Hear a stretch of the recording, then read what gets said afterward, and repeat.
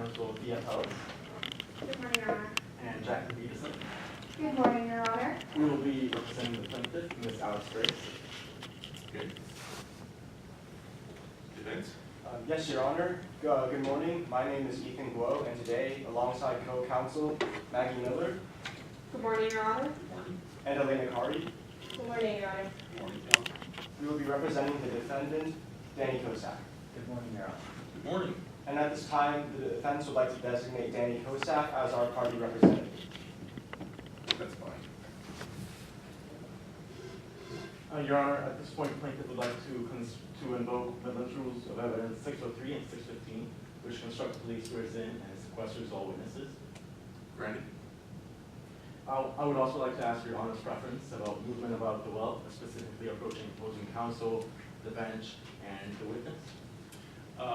Before you approach the witness, please ask permission. Same goes for the bench, but if you need to hand papers to opposing counsel, that's fine. You don't need to seek permission.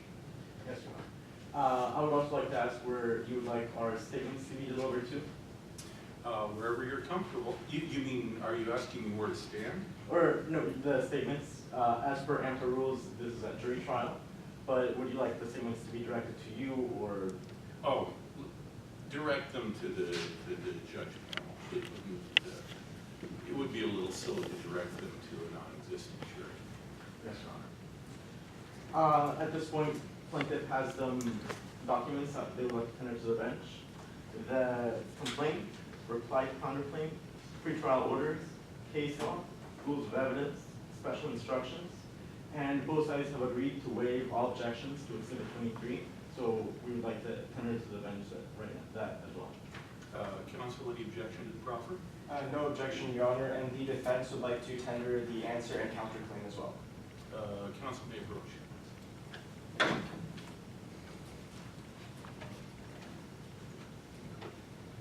Just come over here. I'll reach across the floor.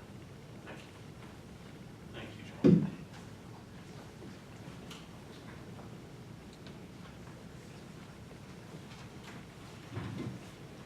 At this point, plaintiff is ready to proceed. Defense, are you prepared? Yes, Your Honor. Plaintiff may proceed. Opening statements, Your Honor. Yes, proceed.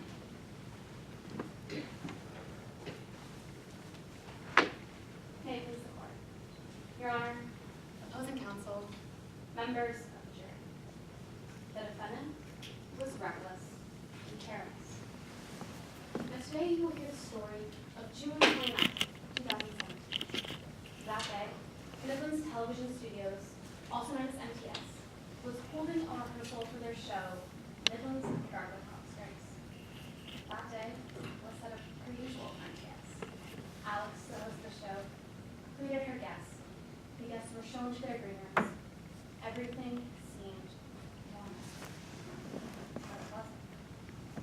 Because by the end of that afternoon rehearsal, a writer would be dead. Mauled to death by a 10-year-old male chimp named Elias. Today, you will also hear how the defendant was in a time crunch.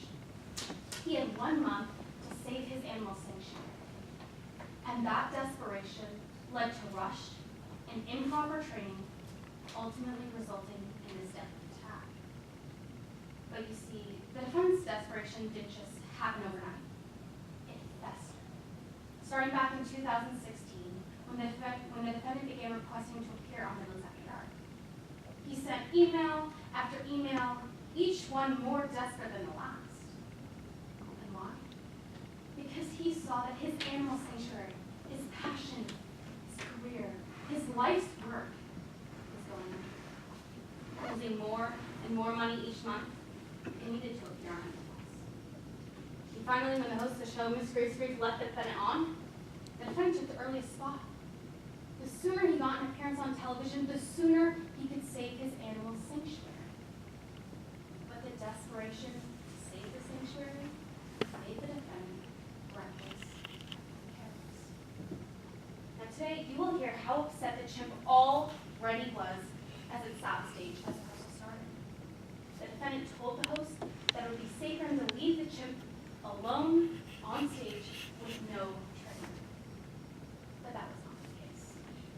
directly after the defendant left the stage, choosing to stand more than 20 feet away from the chimp stood up in its chair. It screamed, desperate to find its trainer, who chose to stand behind Chris Philippon. So the chimp charged towards Chris, knocked him over, bit and clawed him till he was laying in a pool of his own blood. During this horrific attack, the defendant did nothing. It is because of these actions that we, the plaintiff, have decided to bring a suit of negligence against them. Therefore, today we must prove to you two things. First, that the defendant breached his duty to ensure safety in a properly trained chimp.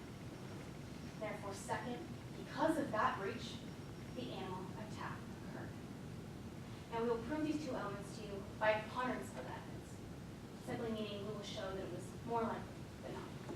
And we will do so by calling three witnesses to the stand. First, we will Jameson Park, the talent worker of MTS. Jameson will tell you how she and the MTS staff went above and beyond in following the necessary safety procedures for dealing with an animal offset. She will also tell you how the defendant promised to hold a safety meeting, but for this appearance, he never did. Next, you will Dr. Libby Hawkins, an expert in primatology and animal psychology. Dr. Hawkins will tell you how the defendant chose the most aggressive chimp to bring to MTS, and how the defendant never even finished the proper training needed to ensure safety. Finally, you heard from Hunter Cooper, someone who was on set the day of the attack. And Ms. Cooper will walk you through all of the careless decisions that the defendant made. Ms. Cooper will tell you how the defendant chose to stand more than 20 feet from the chimp, how the defendant chose to stand behind a group of fighters, how the defendant chose to do nothing as his chimp was attacking one of those riders. For all of these witnesses have spoken and all evidence has been presented, my co-counsel Jacqueline Schnick will come before you. She will remind you the defendant knew the risk, but couldn't afford it. Therefore, we will ask this court to find the defendant, Danny Kosak, liable of negligence. Thank you. Dennis? Yes, Your Honor.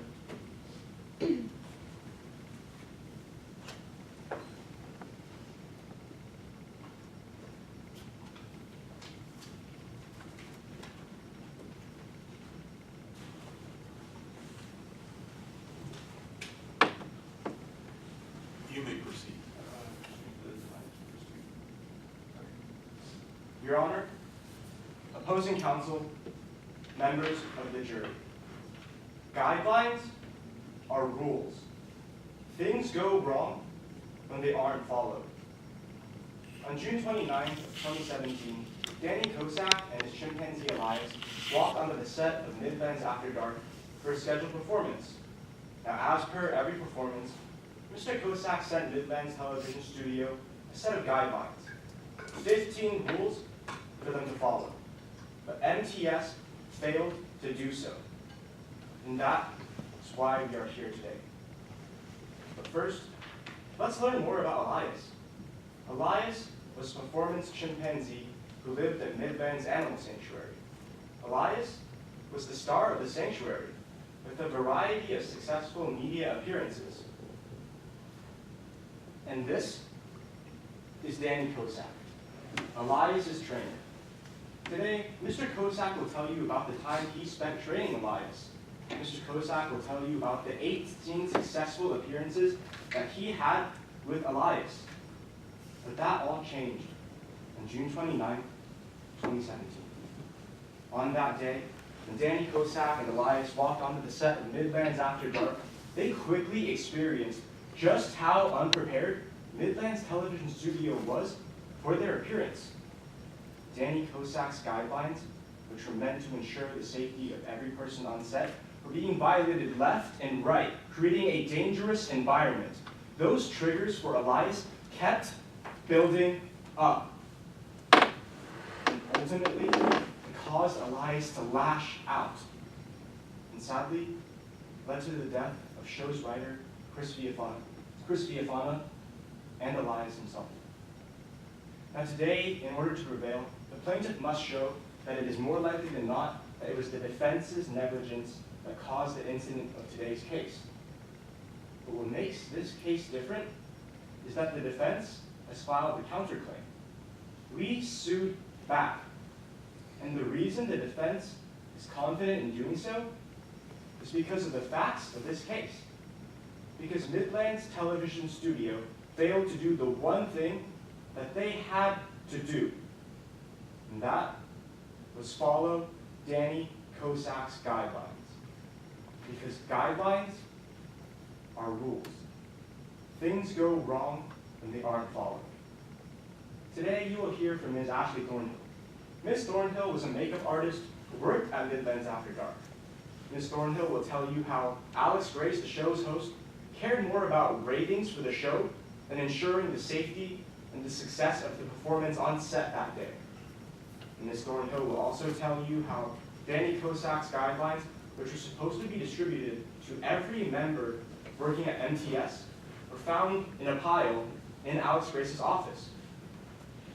You will also hear from Mr. A.J. McClellan. Mr. McClellan is a renowned celebrity, and he will tell you how on set that day, despite it being highlighted by the guidelines, that there was a buffet full of food. And Mr. McClellan will also testify that nobody at Midland's television studio bothered to make sure that he had read Danny Kosak's safety guidelines. Finally, you will hear from Mr. Kosak himself. Mr. Kosak will tell you how, despite it being addressed in the guidelines, him and Elias were not given the time they needed to acclimate and to explore the set. And Mr. Kosak will also tell you how right outside the door which Elias was performing at was the buffet full of food. And you will hear from both Mr. Kosak and Mr. McClellan that right before Elias attacked Alex Grace, the show's host, she reached out towards Elias. Members of the jury, by reaching out towards an agitated chimpanzee, Ms. Grace did not just violate Danny Kosak's safety guidelines, she also violated common sense. At the end of today's trial, my co-counsel, Ms. Elena Kari, will walk you through the events of this case one last time. She will show you through irrefutable evidence, through violation after violation on the part of Midland's television studio, that Midland's television studio failed to do the one thing that they had to do, and that was follow Danny Kosak's guidelines. His guidelines are rules. Things go wrong when they aren't followed. Thank you.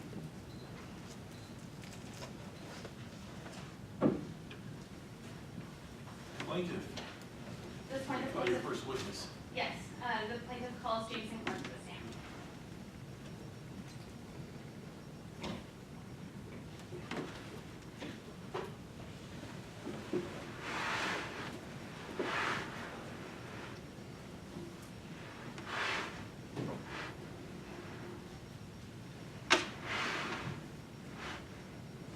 Please proceed. Can you please state your name, spelling the last for the record? Yes, my name is Jameson Clark, C-L-A-R-K. What do you do for a living, Ms. Clark? Well, besides being a full-time cat mom to my fur babies, Meredith and Olivia, I work as a talent booker for Midland's Television Studios, specifically for Alex Grace and Midland's After Dark. What do you mean full-time cat mom? Well, I have a beautiful tabby, Meredith, and a fluffy Persian, Olivia. And basically, I want to make sure that